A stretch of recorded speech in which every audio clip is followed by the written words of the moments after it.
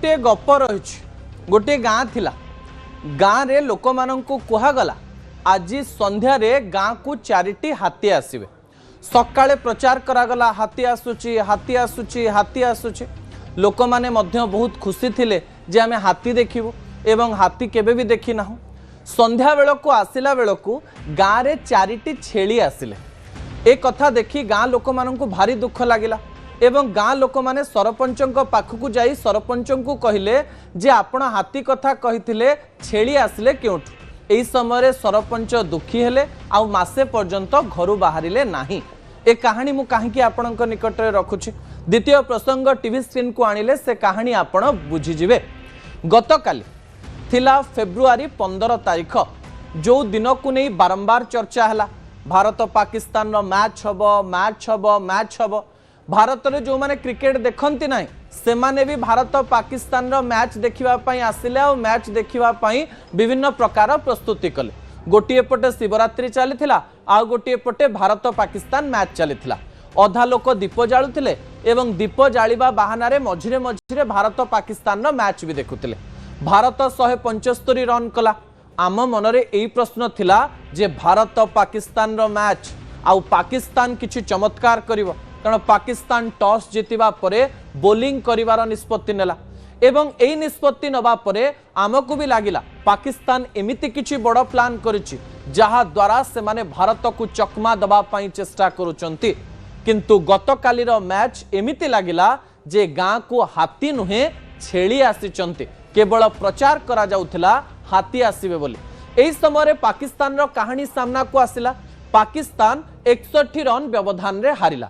मु कहिदवा पई चाहिबी जे T20 world cup रे भारत पाकिस्तान जो 8टी मैच खेलिछि से 8टी मैच मध्यरे सबुठारु अधिक व्यवधान रे एई थर पाकिस्तान हारिछि। ठीक अच्छी पाकिस्तान हारीगला आमको तो 6-7 ओवर पर लगुला जे भारत जीति सारी किसी मजा लगला ना किसी लोग टीवी बंद करदे जे पाकिस्तान को हारिबार आउ एते दुख आम देखिपारूनी कारण एते कष्ट पाकिस्तान हारिबा जाउथला तार कथा मध्य कह जाई न पारे। जदि आमको दुख लगुला ताले पाकिस्तान रे कौन है मु आपको कहीदेवाई चाहिए प्रति थर पाकिस्तान रे टीवी भांगे किंतु गतकाली जहाँ देखा मिलला आपण शुणिले आश्चर्य हेबे।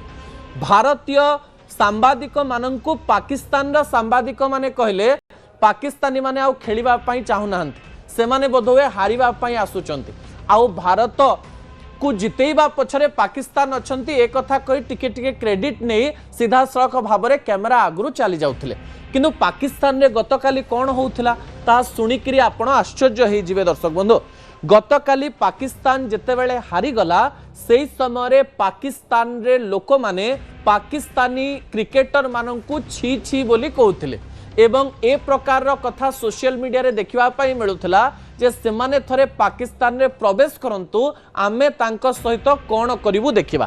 ता सहित पीसीबी चेयरमैन मोहसिन नकवी काली गोटे बड़ स्टेटमेंट व्यवहार कले। से कहले जे यहाँ ठारू डिसअपॉइंटिंग मैच मु मो जीवन रे केबे देखि नाही अर्थात पाकिस्तान रो पीसीबी रो जे चेयरमैन रहिचंती से डिसअपॉइंटिंग शब्द व्यवहार कले।